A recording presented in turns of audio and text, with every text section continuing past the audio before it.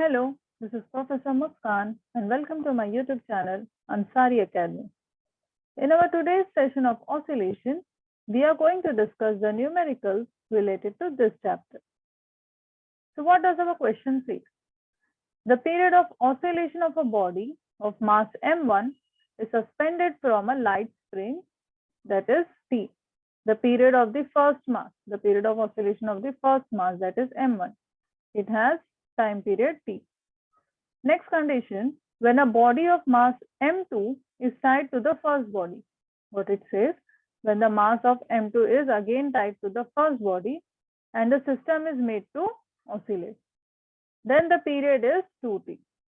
When the m2 is attached to m1, the period becomes 2t. Now compare the masses m1 and m2. So after comparison, we have to find out that the ratio of m1 and m2. Solution. Firstly, we should write what is given. The given condition. The first mass is given as m1. Now consider this m1 mass as m dash. Period of oscillation for the first mass. Period of oscillation of the first mass. Period of m1. You can say it is how much? It is capital T. Now consider this capital T as T1.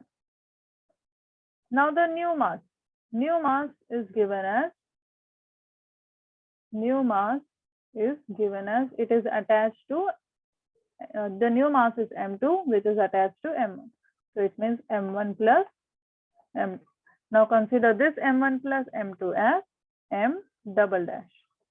So period of oscillation of m double dash or m1 plus m2 will be m double dash is how much? It is given as 2t. Now consider this 2t as t2, t suffix 2. What we have to find? We have to find the ratio. We have to find the ratio of m1 divided by m2. Okay. So we know the formula for time period.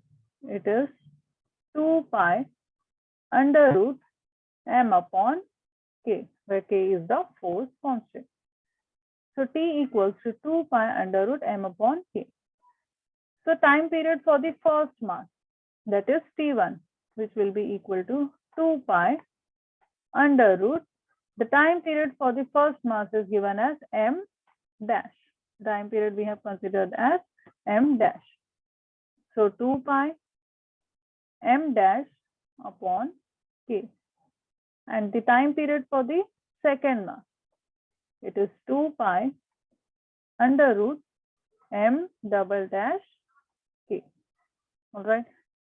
Now dividing both of these equations, we get, dividing T2 by T1, we get T2 divided by T1 can be written as 2 pi under root m double dash divided by k upon 2 pi under root m dash divided by k. Now what is common will be get cancelled out. So 2 pi, k and k gets cancelled. So what we left? It is equal to under root m double dash divided by under root m dash. All right. So now we know the values for T2. The value for T2 is how much? It is 2t, and the value for T1 is capital T.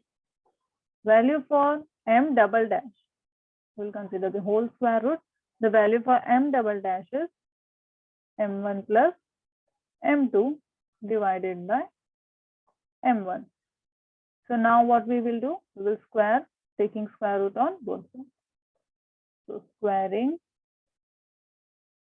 on both sides. After squaring, what we get? Taking square root, 2t divided by t the whole square equals to under root m1 plus m2 divided by m1 the whole square. Okay, so after squaring, what we get? 4. This is 4, and this t will get cancelled out, and this square root and square will also get cancelled. The square root and square will also get cancelled. This t and this t as well. So what we left with? 2 2s are 4 m1 plus m2 divided by m1. All right. So now let's multiply. 4 m1 is equals to m1 plus m2. So 4 m1 minus m1 will be equal to m2. So 4 m1 minus m1 is 3 m1 equal to m2. So the ratio of m1 divided by m2 is equal to 1 by 3. Now this is the mass ratio of the oscillating body. After comparing what we get, m1 upon m2 is 1 by 3. So let's come to our second sum. So what does the question say? The displacement of an oscillating particle is given by x equals to a sine omega t plus b cos omega t. The displacement of the particle while performing oscillation is a sine omega t plus b cos omega t, where a, b and omega are constant terms. So prove that the particle performs a linear simple harmonic motion with amplitude as capital A equals to under root a square plus b square. So over here the A is denoted as the amplitude for the particle performing SHM. So this is what we have to prove. Start with our solution. All right. So we should know the position of the particle.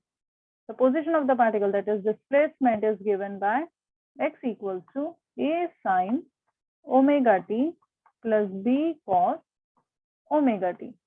All right. Next, we should know the velocity of the particle. So the velocity can be written as derivative of displacement with respect to time. So derivative of displacement, that is a sine omega t plus b cos omega t. We will derivate this equation with respect to time. So we know that the derivative of sine theta is cos theta. So over here it will come a cos omega t into d by dt of omega t again, plus the derivative of cos theta is minus sine theta. So what we will get? Minus b sine omega t into d by dt of omega t will come as it is. So after again solving this, we get a cos omega t. So derivative of omega t over here, the derivative of omega t with respect to time will be omega. So derivative of omega t will be only omega. So a omega cos omega t plus into minus will become minus b sine omega t into again the derivative of over here, the derivative of omega t is again omega. So what we will get? Derivative of omega t will be again omega. So what we get, the velocity is a omega cos omega t minus b omega sine omega t. All right. Next, what we have to find out? We have to find out the acceleration of the particle. The acceleration of the particle. So acceleration is derivative of velocity with respect to time. Now we have to derivate this velocity equation. So d by dt into a omega cos omega t minus b omega sine omega t. All right. So after derivating this, what we get? Again, we know that the derivative of cos theta is minus sine theta. So this a omega will come as it is, and cos theta will be, again, cos omega t will be minus sine omega t. Again, d by dt of omega t. We will derivate this with respect to time. Again, minus b omega will come as it is. We know that the derivative of sine theta is cos theta. So again, it will come cos omega t into d by dt of omega t. After solving this equation as well, what we get? minus a omega. Over here, the derivative of omega t. The derivative of omega t will be again omega. So this omega and omega, after derivating we get omega square. So it will get omega square sine omega t will come as it is, minus again b omega.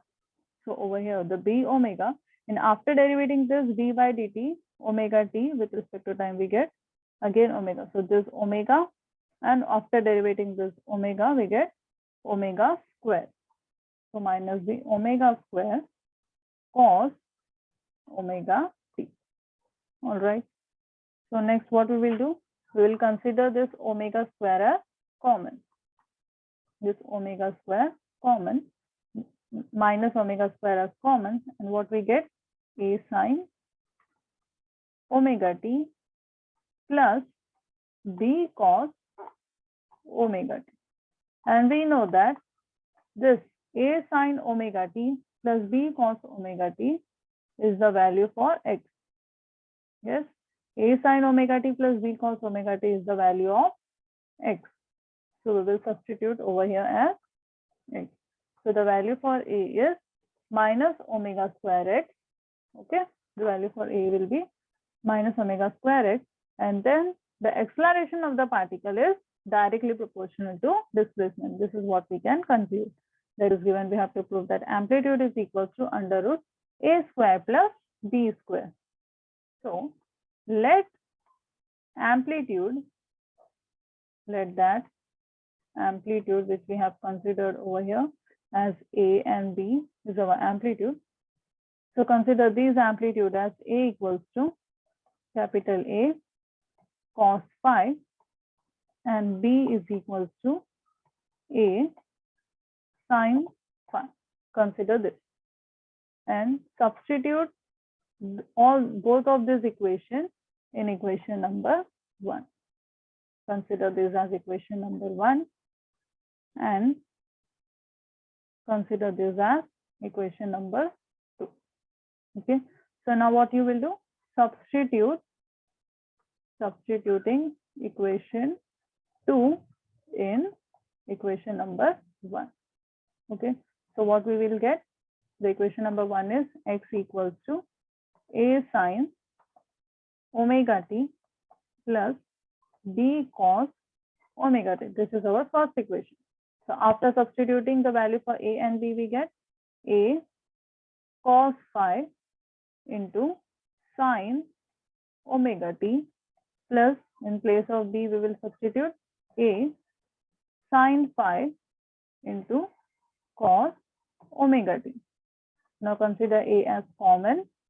We left with cos phi sine omega t plus sine phi cos omega t. All right. So with the help of this, we can make out that this is the formula for sine a plus b. Sine a plus b is sine a into cos b plus cos a into sine b. Okay. So this is the formula for sine a plus b. So after substituting the value for sine a plus b, we can get this formula, that is a sine a plus b is omega t plus phi. What is the formula? I again write over here. It is sine a plus b formula, which is equal to sine a into cos b plus cos a into sine b. This is what the formula is. So we have got this formula over here. This is the formula. If we consider a as omega t and b as phi. Again, a as omega t and b as phi. So we get this equation, that is sine a and b, sine a plus b formula. Okay. Squaring and adding. Squaring and adding equation 2. Squaring and adding both the equation which is in 2. So what we will get?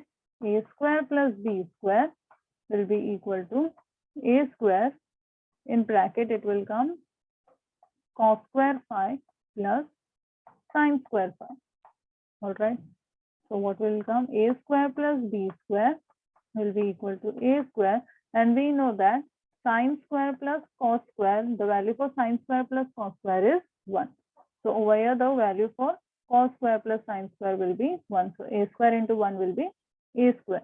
What we have to prove that amplitude A is under root A square plus B square.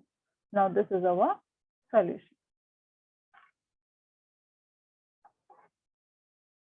For next sum, it says that find the number of oscillations. We have to find the number of oscillations performed per unit by a magnet.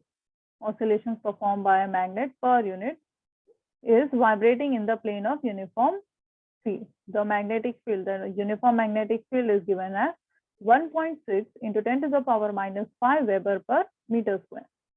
Then the magnet has the moment of inertia. The magnet has the moment of inertia of 3 into 10 to the power minus 6 kilogram per meter square. And the magnetic moment is 3 ampere meter square. So what we have to find out the number of oscillations per minute performed by the magnet. Okay. So our solution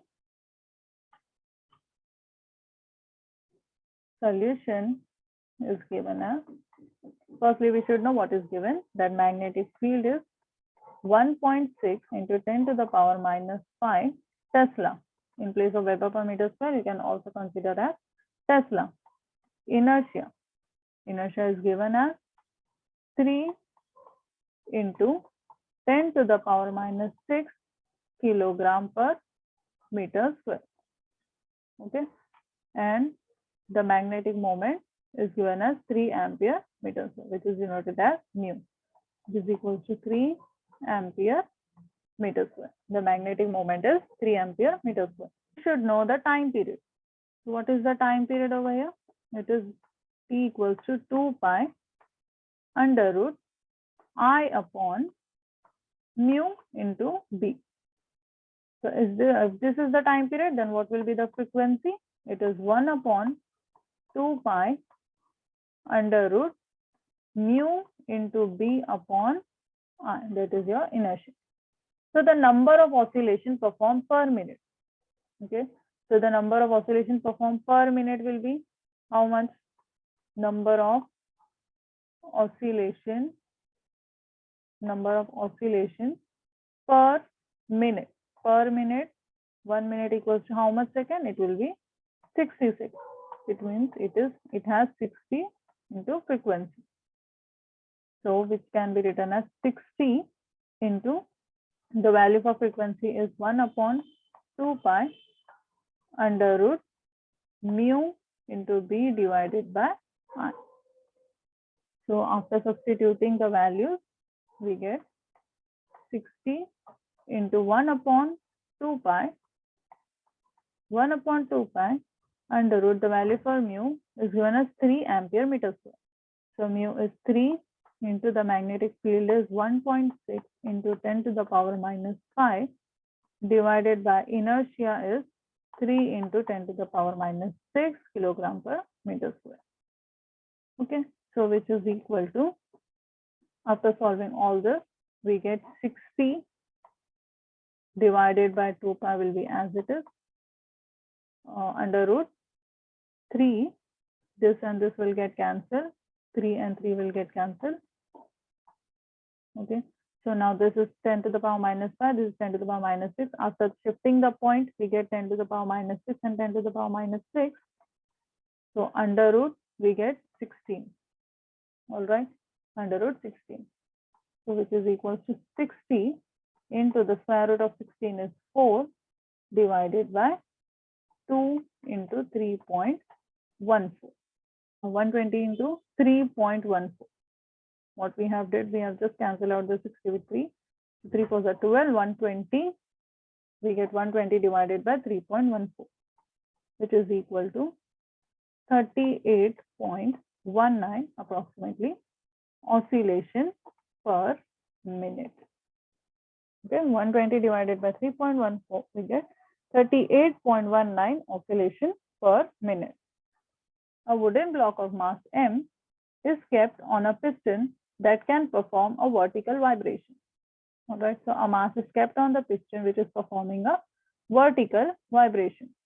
During vibrations, we don't want the block to leave the contact with the piston. All right, so how much maximum frequency is possible if the amplitude of vibrations is restricted to 20 centimeter? The amplitude should not be up to 20 centimeter. In this case, how much is the energy per unit mass of the block? So we have to find out the energy per unit mass of the block which is attached to a piston, and that piston is performing a vibration of vertical frequency. All right. So over here, the acceleration due to gravity is given as pi square, which is approximately equal to 10 meter per second square. So let's start with our solution. So solution. Okay. So what is given? The amplitude. Amplitude is given as 25 centimeter. This 25 centimeter, which is 0.25 meter. And acceleration due to gravity is given as pi square equal to 10 to the power meter per second square. Okay. So during vertical oscillation, the acceleration is maximum. Okay. During vertical oscillation, the acceleration will be maximum at top and at bottom. So the block will lose contact with the piston when its weight is 0. That is, the acceleration is maximum in downward direction. We know that the acceleration is, when the acceleration is in downward direction, we feel weightless, right? We feel weightless. So the apparent weight will be 0. So the acceleration, when the acceleration is maximum, or you can say acceleration due to gravity, which is in downward direction, when the block is coming towards the ground, that is, it is coming downward direction, the acceleration will be maximum. And the acceleration, the formula for acceleration is omega square into A. That is the displacement over here, that is the maximum amplitude, which is 0.25 meter. So over here, A will be equal to omega square A. So the formula for omega is 2 pi F. F is the frequency into amplitude. So which is equal to 4 pi square F square, and this frequency is also maximum, don't forget, and this is the amplitude. Okay, so after comparison, what we get, that A maximum is G. So in place of acceleration maximum, we can write as G, which is acceleration due to gravity, is equals to 4 pi square F square maximum into amplitude. Okay, so let's find out the solution for frequency. So the frequency, maximum frequency, will be equal to under root, this will be maximum, which is equal to G divided by pi square into 1 upon 4A. Okay, after shifting all these terms to the next side towards G, we get F maximum equal to G divided by pi square into 1 upon 4A. Substitute the values which is given.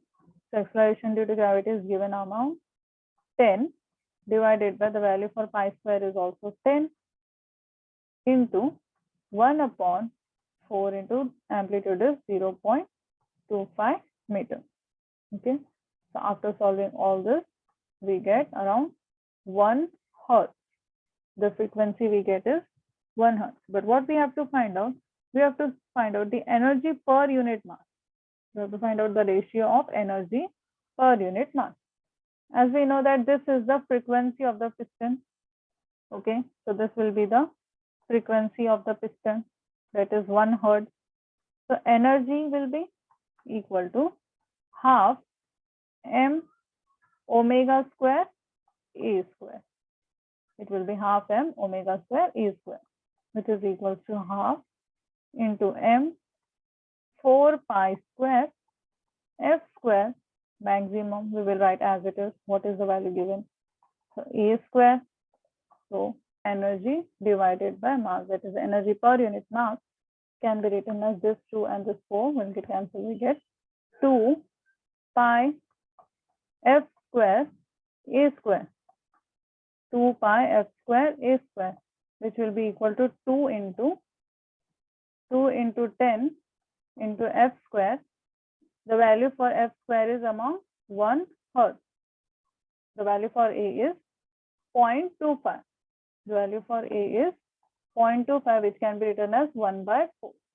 So over here we can write as the value for a can be written as 1 by 4. So 1 by 4 square. 1 upon 4 square. So after solving this, we get 20 divided by 16. 20 divided by 16, which is equals to 5 upon 4. And solving all this, we get 1 upon 25 joule per kilogram.